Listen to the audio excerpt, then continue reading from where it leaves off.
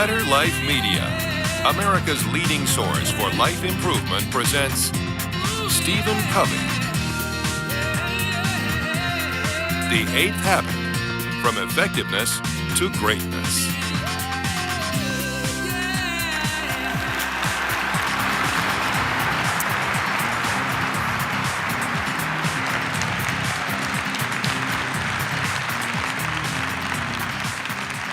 It was a dark and stormy night. Captain, wake up. Oh, what is it? Sorry to waken you, sir, but we have a serious problem. Well, what is it? There's a ship in our sea lane about 20 miles away, and they refuse to move. Tell them to move. Sir, we have. They won't move. I'll tell them. Signal goes out. Move starboard 20 degrees at once. The signal returns. Move starboard yourself 20 degrees at once. I can't believe this. I mean, I'm a captain. Let them know who I am. I am important. Signal goes out. This is Captain Horatio Hornblower, the 26th, commanding you to move starboard 20 degrees at once. Signal returns. This is Seaman Carl Jones, the 3rd, commanding you to move starboard 20 degrees at once. What arrogance. Who is this joker? I mean, we're a battleship. We could just blow them. Let them know who we are. Signal goes out. This is the mighty Missouri, flagship of the 7th Fleet. The signal returns. This is the lighthouse. That's a true story, by the way. It's found in the Naval Proceedings Manual, where they literally interpreted a lighthouse to be a ship. But I like the story because it helps me introduce this subject, that there are laws of nature or lighthouse principles that govern life. We think we govern it. We may let our values govern our behavior, but the consequences of that behavior is governed by those lighthouse principles. One of which is that there are 4 parts to our nature: our body, our mind, our heart, and our spirit. And that all 4 parts represent 4 capabilities, 4 needs, 4 intelligences, 4 dimensions that need to be honored and respected and integrated and put into a synergistic whole. In doing so, it can help a person find his or her voice and also inspire others to find his or her voice. Voice is when your talent and your passion, what you're good at and what you love doing, overlaps what the world needs. What can drive your economic engine? Or if you're in a not-for-profit, what adds value? What contributes? As driven by conscience, body, mind, heart, and spirit. All 4 integrated together. Now, we need to look at what is it that enables us to discover, to find our voice. But let me tell you 5 things that do not. These are what I call the 5 metastasizing emotional cancers. And if you get involved in these 5 things, I will guarantee you it will create such static and such compartmentalization inside your nature. you will never really find your voice. The attitude and spirit of criticism, of comparing, of complaining, of competing for a sense of your own worth, and of contending. That is a mean spirit kind of argument, kind of a contention. These are 5 metastasizing cancers. Criticizing, complaining, comparing, competing, not in a basketball game or in a marketplace, but competing for a sense of personal worth, and then contending. The spirit of contention. Now, if you want to see how serious this problem is, watch the raise of hands right here in this group of many, many hundreds of people. Think carefully about this question. How many seriously believe that the vast majority of the workforce in your organizations possess more talent, more capability, more creativity, etc., than their present jobs require or even allow them to use? How many agree? Now look around. Look around. That's literally almost every hand. And the finding that we have all around the world, a profound alienation, disempowerment of the workforce in organizations. People have not found their voice. There is no passion, which necessitates external motivation, supervision, psych up, hovering over, check up. The whole panoply of techniques used by the industrial age. Now, how many also feel a lot of pressure to produce more for less? Look, same hands. Now just put those questions side by side. I mean, just look at those 2 questions. Here's all this capability, this talent, this capacity, and this tremendous need to produce, and we can't even use it. Okay, let's look at how we develop our voice and how we inspire others to find their voices and to use them in the new knowledge economy. This is what I call the 8th habit. It builds upon the other 7, but it is like the 3rd dimension to the other 7. Find your voice and inspire others to find theirs. Okay, let's go back to nature. These are birth gifts. There are 3 of them, basically. They're right into our DNA. Here's a listing of them. First, our freedom and power to choose. Second, principles that are universal. That means they apply everywhere. I've taught them in 60 different countries all around this world. Timeless, they never change, and self-evident. Here is an illustration of a self-evident principle. You can never really sustain a trust in a relationship if you are not trustworthy. Have you ever tried to talk yourself out of a problem you behaved yourself into? How did it go? Have you ever seen a company try to PR itself out of a problem it behaved itself into? How did that go? See, these are universal, self-evident principles, non-controversial. And third, 4 parts to our nature, 4 intelligences, 4 capacities: body, mind, heart, and spirit. These are hardwired into our very nature. IQ, that's for the mind. EQ, that is emotional, social intelligence. That comes from self-awareness, and it also comes from awareness of others, the ability to listen, to care, to empathize, to relate. These are social skills.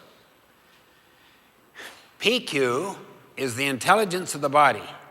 70 trillion cells that have such brilliance that right now they're digesting your lunch and you're doing nothing about it. They're fighting disease. They're trying to do everything they can to protect your organism. It's absolutely a brilliant machine. Nothing like it ever created by man. And then finally, SQ, spiritual intelligence, which basically deals with two things. One, the need to serve, the need for meaning, the need for significance, the need for contribution, the need to add value. And two, that you live by your conscience, that you live by these principles, these universal, timeless principles, and have connection to their ultimate source. Those two represent what is called spiritual intelligence.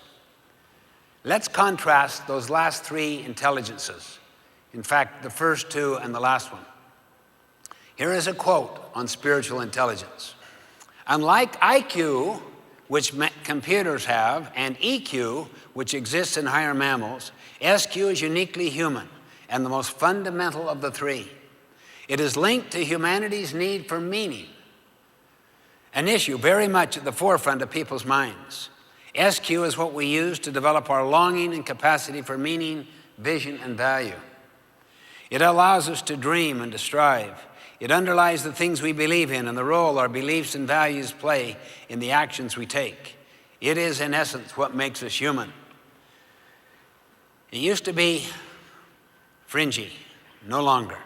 Major research on spiritual intelligence has brought it into mainstream to understand that a whole person has four basic needs: to live for the body, to love for the heart, that's relationships, to learn for the mind, and to leave a legacy, to matter, to contribute.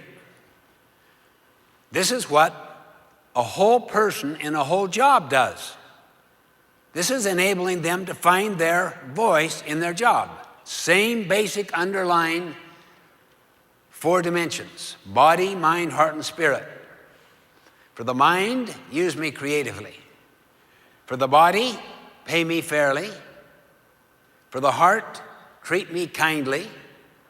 And for the spirit, in serving human needs in principled ways. Now notice the two aspects there. Meaningfulness, we have a deep hunger for meaning. The why behind the what and the how. He who has a why can live with any what and how.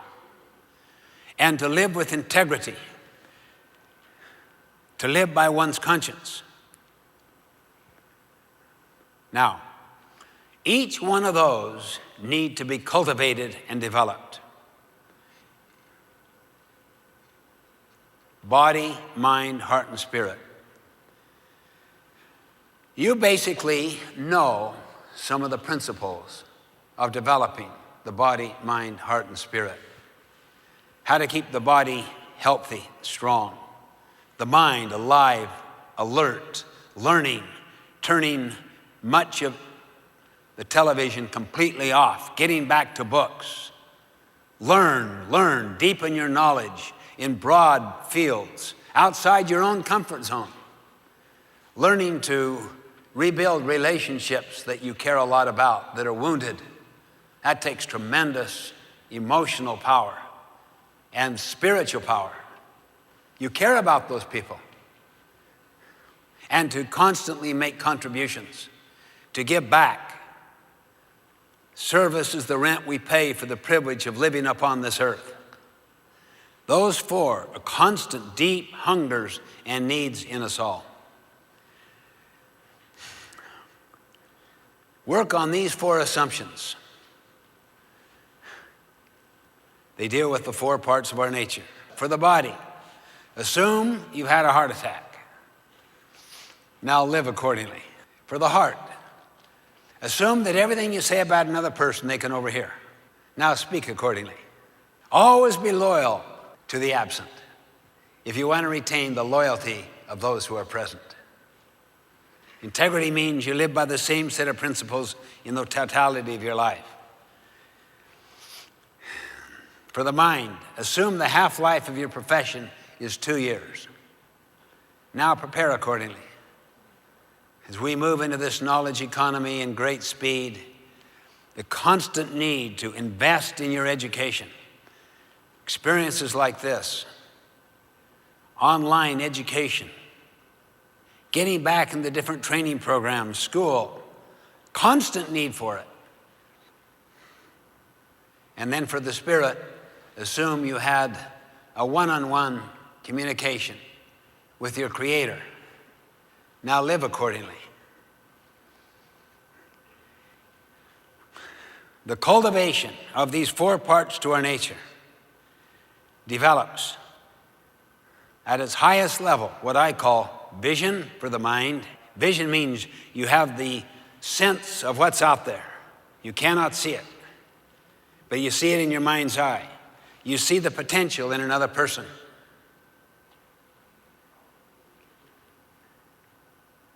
I mean, think on this. How many of you have achieved the level of success you've achieved partly because, or even largely because, someone believed in you when you didn't believe in yourself? Now look at the hands. Look at the hands. That's like half the group. If we were to ask those people to respond, their stories would bring you to tears. They really would. These are people who others helped find their voice by affirming their worth and potential when they did not believe in themselves. Vision, discipline, the power to subordinate what you want now to what you want eventually. I mean, no one on their deathbed ever wished they spent more time at the office or watching television. I've studied the deathbed research. It's all about families, loved ones, contribution, and the contribution that they are making. Even Abraham Maslow transcended his own need hierarchy theory on his deathbed, saying self-actualization is not where it's at. It's self-transcendence. It's what my kids are about, and their kids.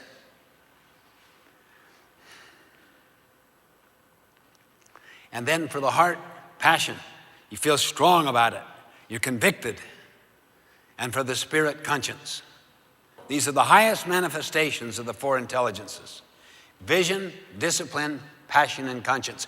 And when the first 3 are governed by conscience, I'll guarantee you it will change the world.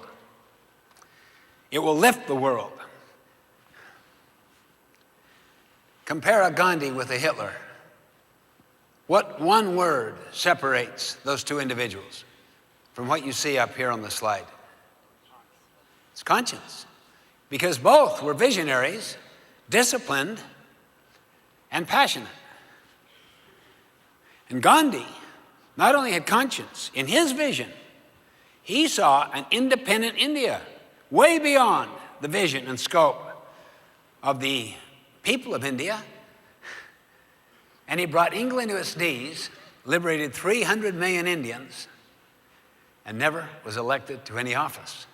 He never held a position. His authority was moral. He had no formal authority. It was moral authority. That is the essence of leadership. Management is formal authority. Management is position. Leadership is moral authority. Leadership is a choice. And anybody can exercise it at any level. I wrote an entire book on living the 7 habits that had nothing but stories in it, almost all of which dealt with people who changed their organizations at the bottom level or the middle level with no formal authority at all. They were what I like to call trim tabbers. Trim tabbers, the small rudder that turns the big rudder that turns the entire ship. This trim tabbing idea is so powerful to me. The small rudder that turns the big rudder that turns the entire ship. You just start in your own small circle of influence, and gradually it gets larger and larger through the power of your moral authority. And it can impact the entire ship. It's a threatening idea, though, because it means we are responsible. We do have the freedom and power to choose our response in any given set of circumstances. And it causes us to be very creative, because we're not fearful of risks. We're not running scared of people's opinions. We don't grow up with a comparison-based identity where our sense of worth comes from how well we stack up to others. It comes from our integrity to our conscience and to principles that are deeply embedded within us. And it gives an internal source of security. So you're no longer dependent upon opinion or position or address or status or fashion. It's enormously emancipating and freeing to then give yourself and to make a difference, to become a trim-tabber. Let's look at the question, why is this 8th habit so relevant today? Why is it any really different than just another habit in degree to the other 7? The 7 Habits was published in 1989. That was also the same year that the Berlin Wall came down, and is generally considered the beginning of the information age. So I'd like to put that into perspective, into a larger historical perspective, in order to answer my question, why an 8th habit? In what way is that the 3rd dimension to the other 7? Here are 5 civilization eras, economic eras of humankind. And the technology is shown in each era. Hunters and gatherers, bow and arrow being the technology, the fulcrum's in the center, put in 1 unit of effort. You catch 1 fish, you get 1 deer, you gather so many seeds, nuts, whatever, okay? You became a farmer. The fulcrum went over there a long ways so that you put in 1 unit of effort and you get out 50 units of productivity. Can you imagine the social dislocation of 95% of the people being downsized?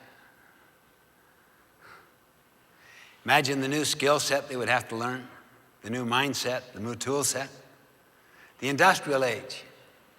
You put the fulcrum way over there so that the industrial age outproduces the agricultural age 50 times.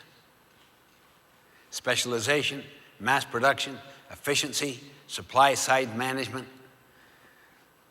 So many marvelous things. And on that basis has come most of the economic and social progress of the entire 20th century.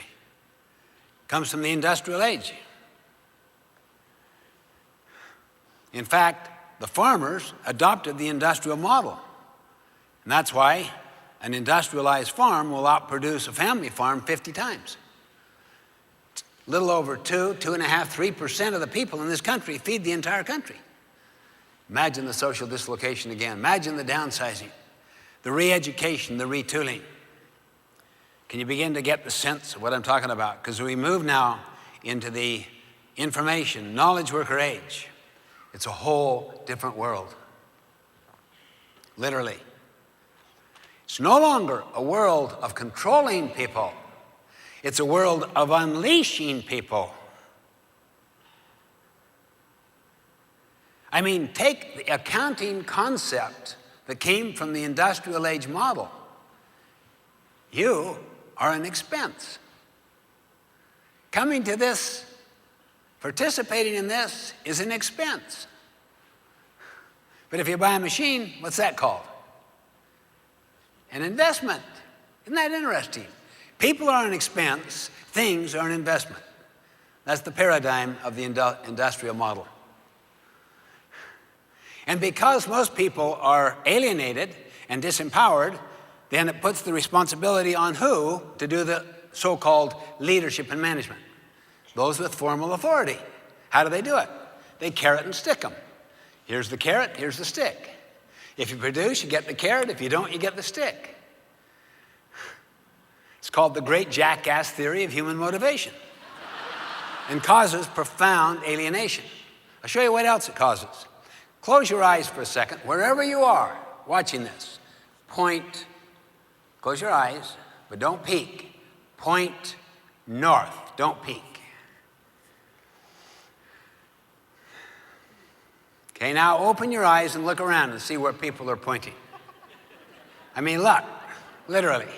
That way, this way, straight up, that way, this way. I mean, just look at the people right around you.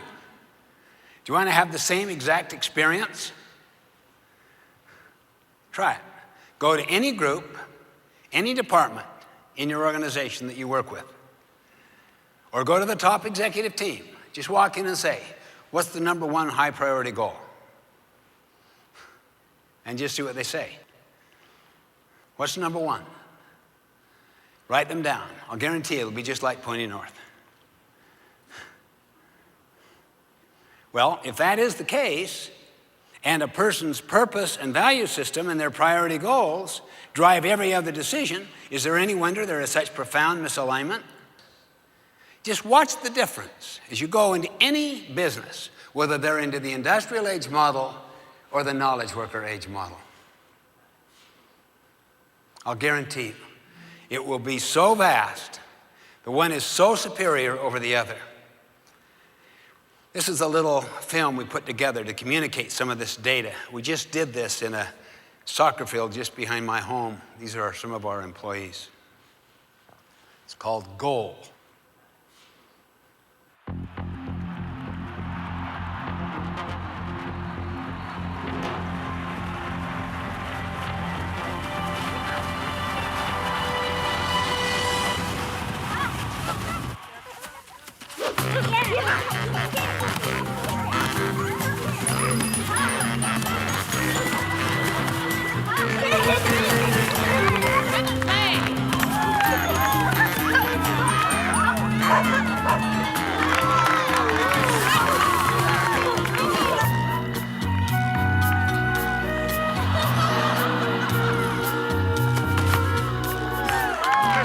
Spread out, everybody!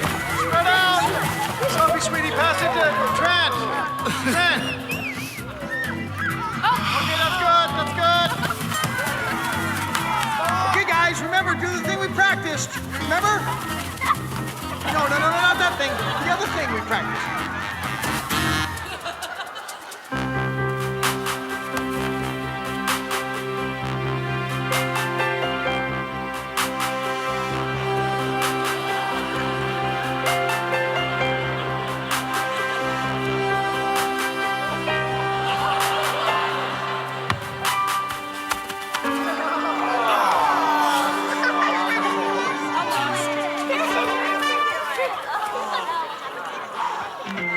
Okay, time out.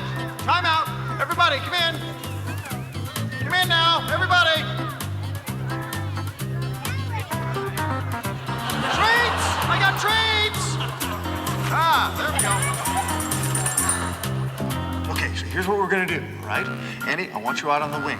Trent, I want you to fake the pass to Andy and push the ball up the field, and then pass the ball to your forwards, who are Sophie and Chris. Sophie, I want you to hold the ball and draw the defense out to you, all right? Then I want you to float a lob pass all the way over the defense to Chris. Chris, you take it in for the score, just like we did in practice. Everybody got it?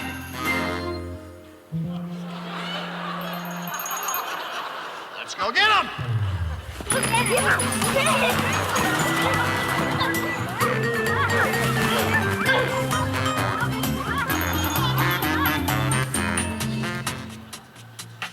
Do you see any similarities between Saturday morning soccer and Monday morning at the office? I mean, think about it. Too often, teams and organizations are unclear about the goals their top priorities really are. Coaches and players are simply not on the same page. What you get is everyone just kind of running around in all directions instead of working together toward the same goal. The inability to take high-level goals and strategies of an organization and then to translate those into action is a major problem in most organizations.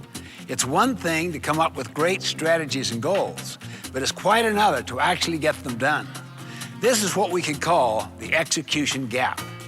In a landmark study done by the Harris Polling Group, we discovered some revealing statistics as to why execution breaks down and why goals aren't translated into action on the front line.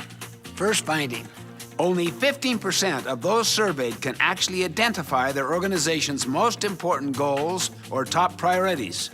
Either there are too many goals, or they change too often, or they simply don't have any. And in most cases, they are vastly undercommunicated.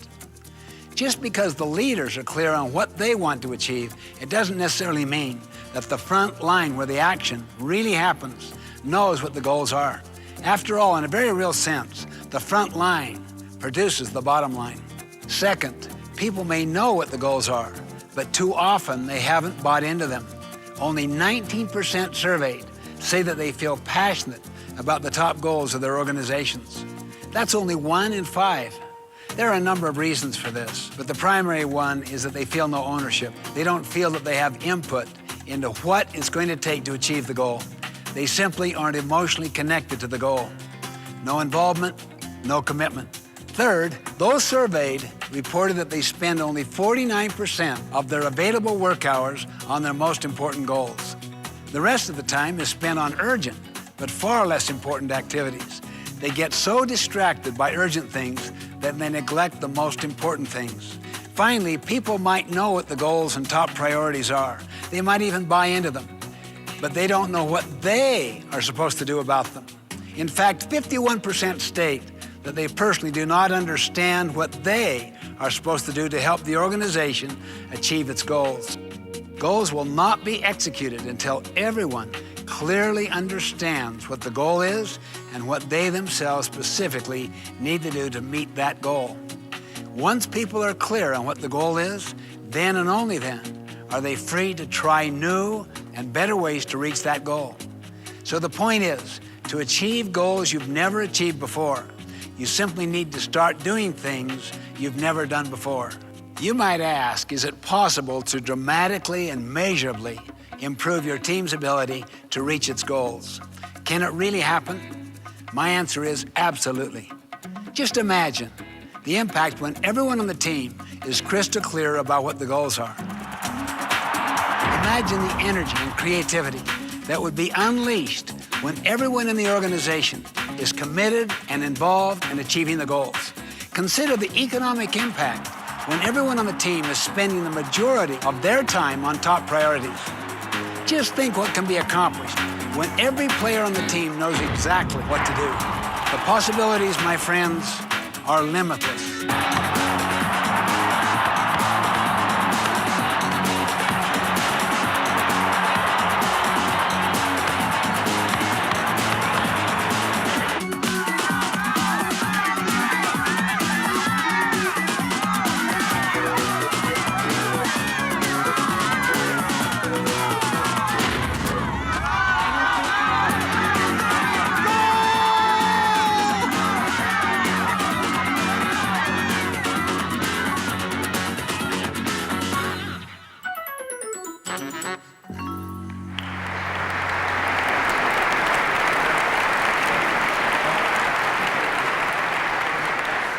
The best deterrent in nature is light.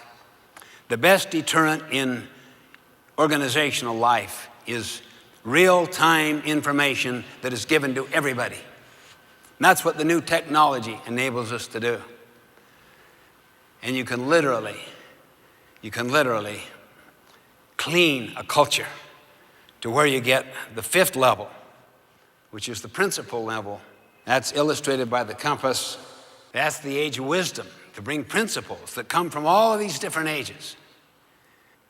Now, this is called the Indian talking stick. It was given to me by Indian chiefs after training them for several days. They run Indian nations in North America, the States and Canada. They even gave me my name, Bald Eagle. It's authentic, specially carved, beautiful. But you could use a pencil, you could use a spoon, a conch, anything.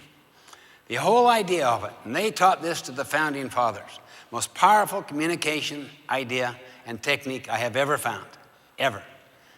How many are frequently in meetings where you can just feel the hidden agendas operating? How would you like to break that down fast? How would you like to heal divisions in your own family? Two kids that are quarreling with each other. Just do this. You just go up and you say to the other person, you've got the talking stick. I can't say anything. Maybe I can ask a question to see if I do understand your point, but I can't make my point. I can't agree. I can't disagree. All I can do is communicate until you feel understood. As soon as you feel understood on your point, then you pass the talking stick or pencil or whatever to me. Now it is my turn. And you are quiet and you listen with empathy until I feel understood. As soon as I feel understood, I pass it back to you. Until you feel understood, then you pass it back to me. Now what happens is literally it transforms defensive, negative energy into creative, transforming energy. Here's why. When you really listen to another in depth until they feel understood, you are communicating their worth, their potential. You are affirming them. It is so therapeutic, so healing, that they cannot fight you, and they gradually become more and more open. Try it tonight with your loved one. You see two kids fighting, just walk up to the smaller one and say, honey, you've got the pencil. No one can talk until you feel understood. And then, as soon as you feel understood, and we make your point to your satisfaction, then you pass it to your older sister or brother. Just try it. You think it takes time? It will save so much time. And in your meetings that you go to, basically you say, let's agree to the simple ground rule that no one can make their point until they restate the other person's point to his or her satisfaction. You see, what this does, it enables you to co-mission. So as you're listening to people back and forth, we come up with a we solution. Do you know that the Iroquois Foundation, or Federation of Indians, taught this to the founding fathers of our country? I am absolutely convinced that impacted what took place in the miracle in Philadelphia and in the creation of this magnificent country with 4.5% of the world's population producing about 30% of the world's goods. There's nothing like it in the history. Because of the institutionalization of these principles inside the Constitution. Now,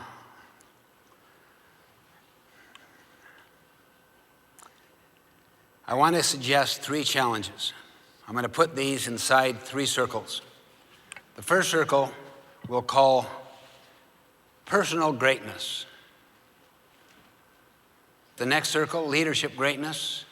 And the third circle, organizational greatness. Under personal greatness, I would put the 7 habits leading to finding your voice and inspiring others to find their voice. Only this part, since it's personal, is to find your own voice. I know when I was 20, someone asked me to do management training. Gave me my whole voice for my entire life. I was planning to go into a family business, and I had geared myself to it, but I found such a passion in the other direction. Leadership greatness. Modeling the 7 habits leading to the 8th habit of inspiring others to find their voice, affirming them. Leadership is basically communicating people's worth and potential so clearly they come to see it in themselves. Under organizational greatness, mission, vision, values. Now put up the word co-missioning. And at the center, execution. Now, the 3 challenges are these. Get your head out of other people's weaknesses or out of your boss's weaknesses. Don't be sitting here saying, well, this is good stuff, but the person who really needs it isn't here. You are a trim tabber. Take responsibility. Create a culture of responsibility, not blame. The whole purpose of leadership effectiveness is to empower other people so that you help them find their voice. And they are in positions, as Jim Collins puts it, in the right place on the right bus. And then their strength is made productive and their weakness is made irrelevant through the strength of other people because of developing a complementary team. Commissioning, the great tool of bringing together the mission of individuals with the mission of organizations, I suggest, is the use of this kind of communication illustrated by the Indian talking stick. Now, I wanted to show one final little 2-minute film that gives the basic underlying lighthouse principle of a whole person. The 4 basic needs: to live, to love, to learn, to leave a legacy.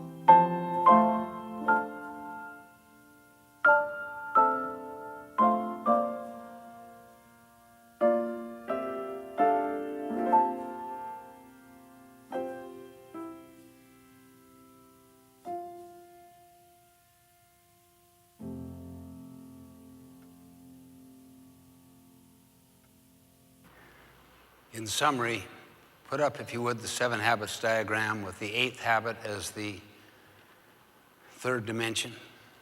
Find your voice and inspire others to find theirs. This is a totality of thinking for a knowledge worker age. If you want to get the most from this presentation, teach it at home and at work shortly after you learn it.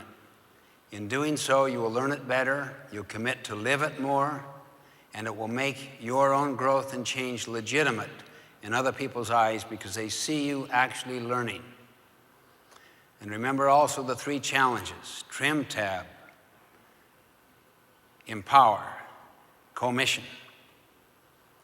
And remember finally, in the words of Teilhard Chardin, We are not human beings having a spiritual experience. We are spiritual beings having a human experience.